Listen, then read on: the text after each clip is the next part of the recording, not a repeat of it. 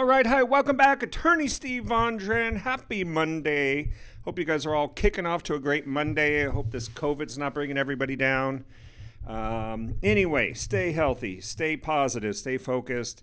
But I wanted to talk to you today about a case that came out of the United States District Court, Western District of Washington at Seattle. And this case involves Strike 3 holdings. As you know, we do torrent defense, internet file sharing defense, people accused of sharing videos. Sometimes it's regular videos, sometimes it's adult pornography videos. Strike 3 holdings being one of the largest filers of copyright lawsuits, them and Malibu Media. But here's a case where this backfired. Strike 3 holdings busted, I should say, hit for $47,000 in attorney fees. Quite a judgment, and it is on appeal, I will say that. But if it holds, this is going to be a devastating loss to Strike 3 holdings. So anyway, this is general legal information only, not legal advice or substitute for legal advice. So typical case, here we go, matter before the court. Here, defendant John Doe, motion for summary judgment. Now you may say, wait a second, the defendant is filing a motion for summary judgment? Yes, that's correct. Either party can file a motion for summary judgment. But in this case, what happened in a nutshell is the defendant, the John Doe defendant, had their hard drive imaged by their own expert, essentially found nothing infringing, no hash files, as they call them, on defendant's computer. But the John Doe defendant answered the complaint, filed a declaratory judgment action, essentially a countersuit, and also sued for intentional infliction of emotional distress, negligent infliction of emotional distress. Here they are, and when the evidence came out, as you can see in reading the docket, there was quite a few dockets. How many? We have 185, almost 190 docket entries. So this case went on, literally was filed in 2017. So this was some people ask me sometimes, how long does litigation take? And I say, well, could take years, and that's federal court for you. Could go faster if the judge sets a earlier trial, but lots of things take time. The wheels of justice move slowly, as I say. So anyway, you had a lot of docket entries. You can pause this and read it if you want. It's the common standard scenario. Plaintiff Strike 3 makes black Tushy Vixen videos, adult videos, things like that. Sued the defendant, and sought early discovery, as they always do. Tried to send a subpoena to your ISP. As you can see right here, very typical stuff. They want to obtain your identity as the subscriber. So they get that from Cox, Comcast, or wherever they can. So at any rate, there was a couple declarations that are relied on to grant the early discovery. An employee of IPP International, UG, they're from Germany, a Germany company. And there's a declaration of Susan, an individual who works for Strike 3. And so their declarations basically say, we tracked it, the IP is downloading files, and blah, blah, blah. They sue the guy. He answered. He ends up filing an answer. Maybe they tried to settle. I have no idea. But he filed their counterclaim, I should say. They filed their counterclaim for declaratory judgment that they were not infringing copyrights. And, a lot of times they will move to try to dismiss that. They don't want you to file your counterclaims. They don't want you to be able to fight for yourself and fend for yourself and try to seek attorney fees if you're the winner. No. So what happens is basically the case moved forward. And as you can see, here's a sample, if you haven't seen them, by the way, of how it looks. Typical allegation by Strike 3. You can see these hash files right here. These are the files that are supposedly being downloaded and shared, the titles, the time, universal time, when the movie was published, application date, and the copyright number. Okay, so you see that. And so case moved forward. Eventually, I think what happened is they realized, let me come down here to the key part. I'm not going to read all this, but 16 pages. I'll try to post the link if I can get the link. But let me go down here. Where did I see it? You can pause all this if you want. So anyway, here it was. He hired their own expert. And it says his own expert gave a declaration. It says, I created a forensically sound image of the hard drive. So defendant had his own imaging of his hard drive done, submitted this as evidence in support of his motion, or his or her, I'm not sure who it is, his or her, motion for summary judgment, saying, look, there's no triable issues of fact. I didn't infringe. The plaintiff had moved to voluntarily dismiss their claims, but they didn't want to pay any attorney fees. So here it is.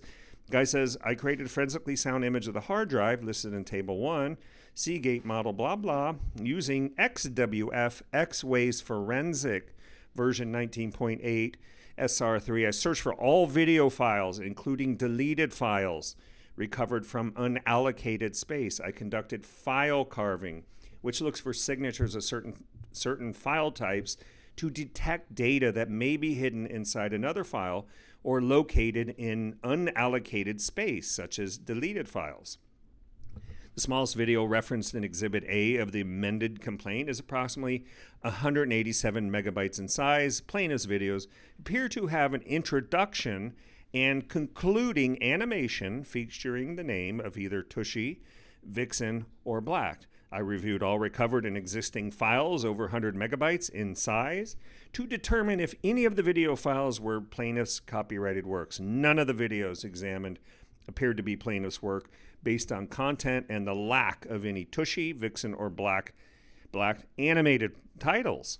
I also compared SH1 hash, which acts as a fingerprint for computer files, and none of the videos examined on defendant's computer were a hash match for the videos listed in Exhibit A to the amended complaint. So the court looked at that, relied on it, and said, you know what?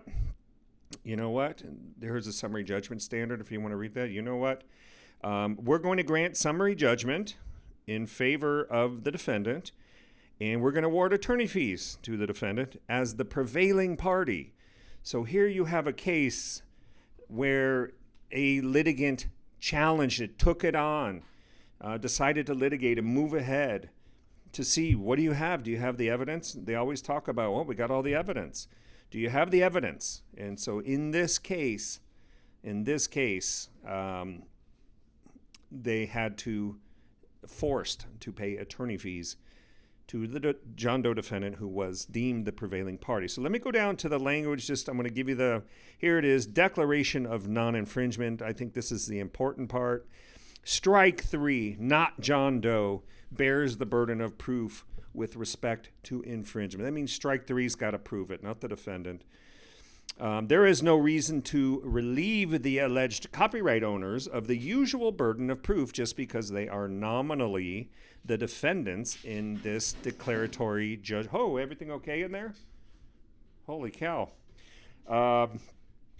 Because they are nominally the defendants in this declaratory judgment action. A core element of copyright infringement is a copying of the protected components of the work. Strike 3 has provided no evidence.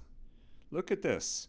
Strike 3 has provided no evidence that John Doe copied any of Strike 3's copyrighted motion pictures. At most, Strike 3 has shown that an entity with access to the IP address, here's your IP, downloaded certain materials identified by the hash sequences listed in Exhibit A, what I just got done showing you, to the complaint. Strike 3 cannot link John Doe to the activity associated with the IP address. And then they cite the Cobbler, Nevada case in the Ninth Circuit, which covers the state of Washington where this case came from. And folks, if you're in torrent litigation, watch my video on Cobbler, Nevada. This is a great case because it talks about, you can't just sue somebody. You're subject to a motion to dismiss your complaint if you can't state something more than the fact that somebody is an IP subscriber. And here's why. As you can see in this case, they prevailed. Defendant prevailed and recovered $47,000 in fees and costs. And it has now abandoned any assertion that the alleged items allegedly transferred over the BitTorrent system were themselves copyrighted motion pictures or viewable pieces thereof, as opposed to simply non-copyrightable data that may be used to find certain motion. Let's keep going down there. Pause that if you want to read it. Pictures and or their constituent parts within the BitTorrent network. Consistent with Strike 3's lack of proof of copying, John Doe's expert has indicated that John Doe's computer does not contain any of the motion pictures described in Exhibit A. How about that? To the complaint. No genuine dispute of material fact exists, and John Doe is entitled to judgment as a matter of law. John Doe's motion for summary judgment is granted, and declaratory judgment of non-infringement will be entered. That's non-infringement of copyright, by the way. Now, it gets juicier here. I'm almost done. Hang with me. Attorney fees and costs. Under the Copyright Act, attorney fees are not awarded to the prevailing party automatically or as a matter of course. This is always the big risk in litigation. See the Killer Joe Nevada case, 8th Circuit. Rather, the court must exercise its discretion in equity, considering various non-exclusive factors, including whether the losing party's position was frivolously or objectively unreasonable, the losing party's motivations, the need in particular circumstances to compensate or deter, and the purposes of the Copyright Act. So all these factors need to be considered. The judge has the discretion to award the fees or not award the fees or reduce the fees. Here's some cases for you to copy right there if you're wondering, some stare decisis, some case law. These guideposts indicate, here it is, this is what we call show me the money. These guideposts indicate that attorney fees are warranted in this matter. Now, I'm not going to go over, you can read this. I'm going to go through real quick. There's 4 more pages. You can pause it and read it. I'm just going to go a little bit slower. If you want to read it, pause it and read it. Okay. But I want to just go down to the money. You know, what's this? Maybe I'll read this. What's this say? Many courts have articulated concerns about the motivations involved in pursuing these types of cases, which appear to be extortive, forcing individuals who would be embarrassed by allegations that they have been visiting pornographic websites to pay nuisance value amounts. And I can tell you this, they're not nuisance value, I can tell you this. To keep their names out of publicly available documents. This is the court talking right here. The pattern of filing numerous suits and then dismissing those in which the defendant does not quickly agree to settle manifests a lack of intent to bring these matters to trial and reinforces the sense that plaintiffs are simply in the shakedown business. Now, I read that and I go, wow. No wonder they're appealing it. They can't have this stand. That's really hitting them hard. What else? So I'm going to let you, let's see. I'm going to let you read through that. I'm going to go to the money. Here it is. Well, let me read Cobbler. Anytime I see Cobbler.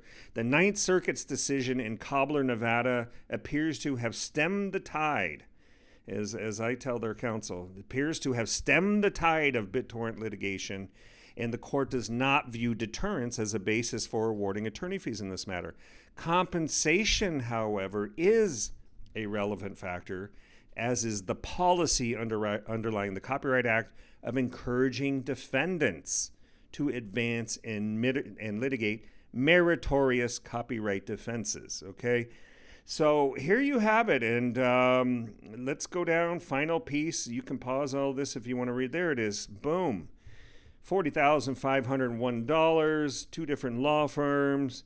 We have down here costs, all kinds of things, $7,200 in costs. Conclusion, the court orders defendant's motion for summary judgment granted.